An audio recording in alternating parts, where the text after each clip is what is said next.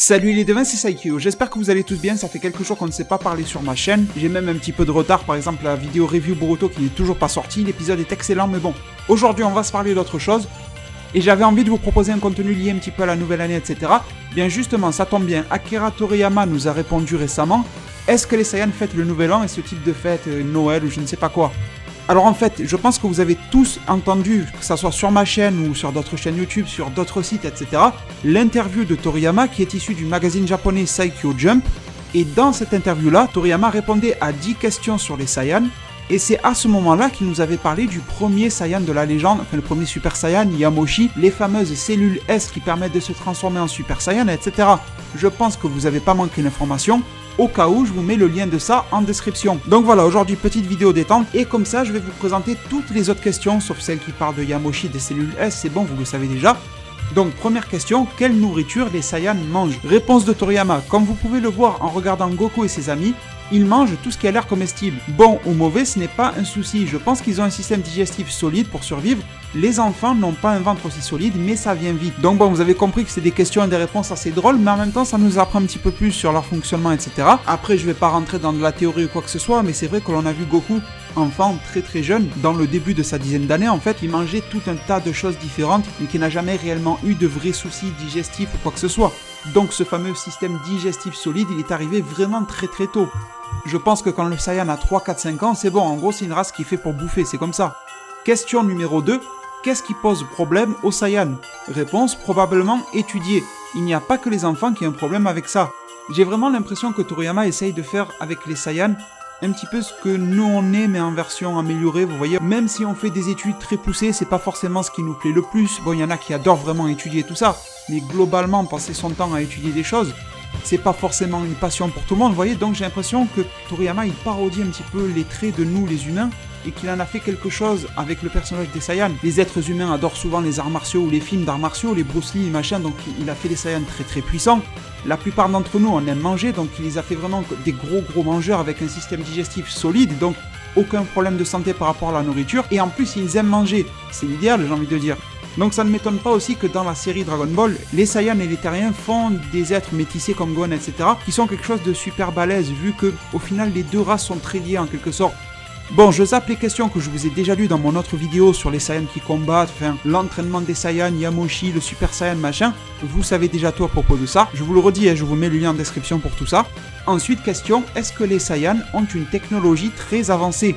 La réponse est, leur science n'est pas extrêmement avancée, mais elle est devant celle de la Terre en termes de vaisseaux et de combats, puisque depuis longtemps, ils vont affronter d'autres planètes. Mais après, ils ont rejoint l'armée de Cold, le père de Freezer, qui avait une technologie beaucoup plus avancée.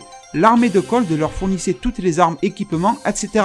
Capteurs de puissance, vaisseaux, tenues de combat, tout venait de l'armée de Cold. Donc c'est quelque chose qu'on savait déjà en fait les devins, mais on pensait quand même que ça venait plus des apports de Freezer plus que de Cold en quelque sorte.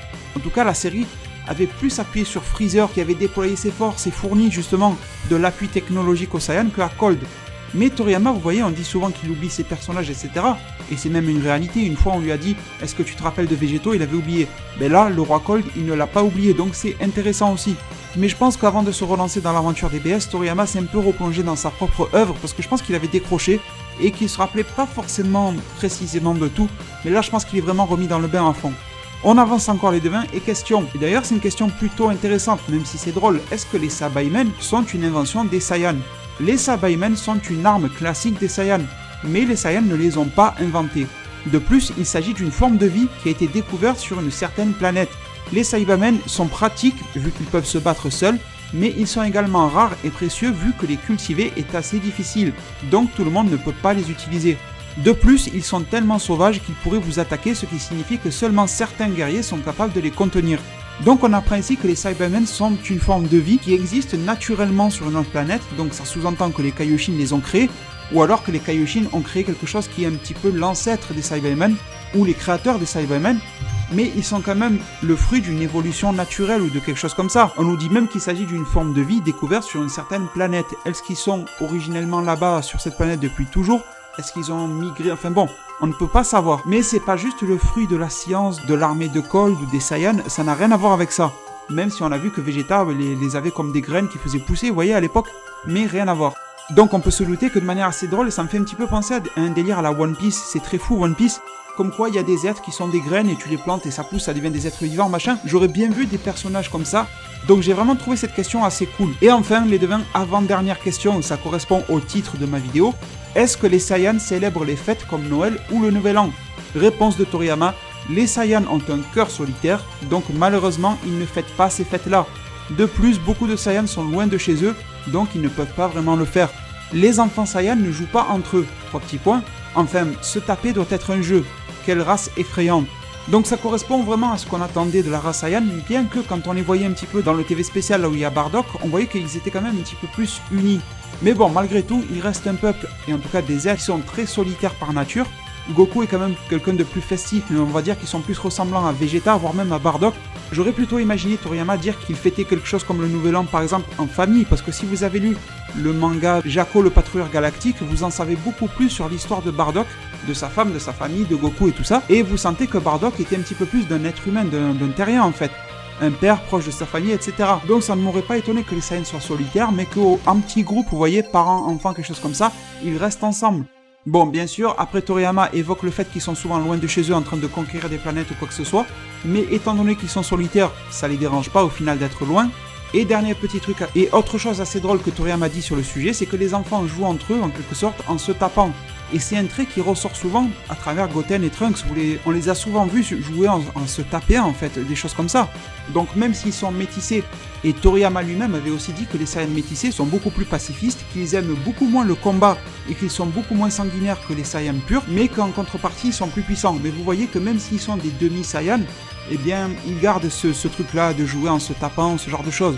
Et la dernière question que je ne vous avais pas encore présentée, et ça va conclure ma vidéo, c'est comment puis-je devenir fort comme un Saiyan? Alors là c'est une question de délire, mais en tout cas Toriyama nous dit que bien que je pense que vous ferez mieux de ne pas ressembler à un Saiyan, la première étape est de tout manger et d'aller t'entraîner avec Kame Sennin. Si ça ne marche pas, tu peux rassembler les Dragon Ball et faire un vœu. Pour devenir fort comme un Saiyan, il faut manger, t'entraîner, et si ça ne marche pas, il ne reste que Shenron. Donc écoutez les devins, j'espère que vous en avez appris beaucoup aujourd'hui, vous savez même maintenant comment devenir un Saiyan. Bon, vous allez devoir vous accrocher parce que ça m'a pas l'air si facile que ça. Et sinon forcément vous vous en doutez, avec cette vidéo j'en profite pour vous souhaiter une très bonne année. Je vais pas y aller par 4 chemins, vous savez, aux alentours du 31, du 1er, etc. C'est là où tout le monde se transforme en poète, vous voyez, ils vous font des romans, des machins. Alors c'est très joli, mais dans mon cas je préfère y aller très directement en vous disant ce que j'ai sur le cœur. Juste de vous souhaiter une très belle année, beaucoup de bonheur et surtout tout ce que vous souhaitez. Vous vous en doutez, je vous souhaite énormément aussi de Dragon Ball. Une grosse pensée à toutes les personnes, je ne sais pas, qui vont être seules ou quelque chose comme ça ce soir, qui sont pas bien, qui sont malades ou quelque chose comme ça, qui ont des problèmes. Une grosse pensée à vous si vous écoutez cette vidéo-là. Et bien sûr, je ne peux pas vous quitter sur cette vidéo sans vous remercier une nouvelle fois pour tout ce qui s'est passé cette année, mais aussi un petit peu en 2016 quand j'ai débuté ma chaîne. Sur YouTube, on met très souvent en avant le youtubeur qui fait des vidéos, mais il faut aussi beaucoup mettre en avant la communauté, parce que s'il n'y a que le youtubeur et pas la communauté derrière qui suit, ben ça ne va pas. Donc un gigantesque merci à vous. Prenez tous très bien soin de votre futur, et à plus pour de prochains arts divinatoires.